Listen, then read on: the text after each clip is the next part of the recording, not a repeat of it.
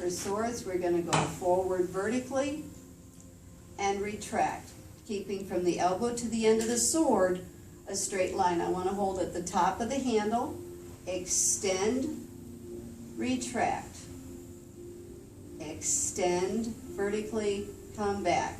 Now I'm going to step into shoulder stance. For a more comfortable stance, I'm going to turn my wrist inside up, and the sword is going to become flat, and I'm going to extend parallel again, turn and come back vertical. Extend horizontal, return vertical. Again, I want them parallel and the same distance from each other as from the floor. Now when I'm going to turn my inside arm in, the swords are going to X, or they're at least going to point towards each other to keep my wrist stable. Okay? So I'm going to come back vertical, come forward, twist my arms inward, and come back. Twist my arms inward and back. Again, it's important to keep the entire arm soft and relaxed. So, to do wrist circles, I need to turn my arm inside wrist up, let go, hold the index and thumb, let go of the last three fingers, bring the middle finger, ring, and little finger to your palm. Let the sword point straight down. Then all three fingers push the sword away from you and let it come to your arm.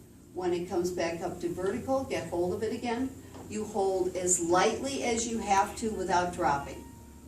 If, like with a cup of scalding hot coffee, you hold too tight, you wish you hadn't.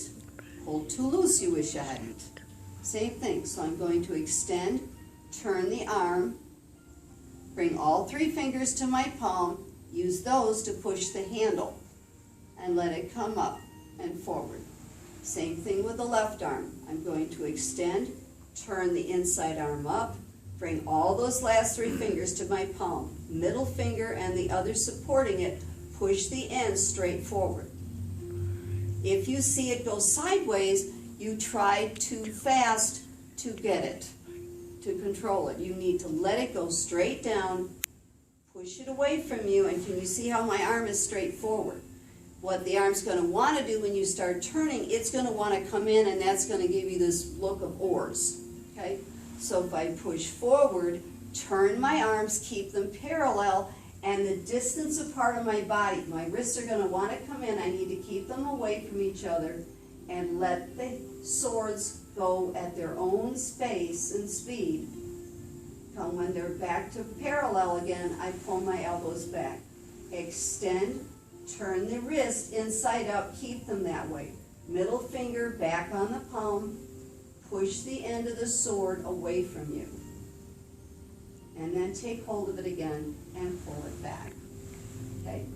So beginning, I'm going to take the sword like this in my left hand with my index finger down, and I'm going to hold these fingers on this side like this.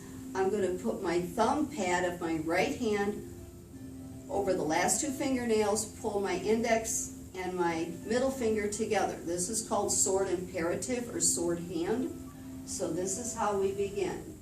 So I'm step forward, feet together, open the hand, and I'm going to push away from me for salute, take hold of both swords, bring my arms to horizontal, turn the wrist inside up, my arms are still extended. I'm going to step back, push the swords so they come up to my shoulders, bring my left foot back. When they're straight forward, I pull back. Then I'm going to open, X in the middle. I'm going to step back, lift and lower, place my empty stance, X at the very end above that left foot. Then I'm going to pick it up, step with my right foot in, extend. Empty stance a second time, and I'm going to protect the head and my rear. And enough.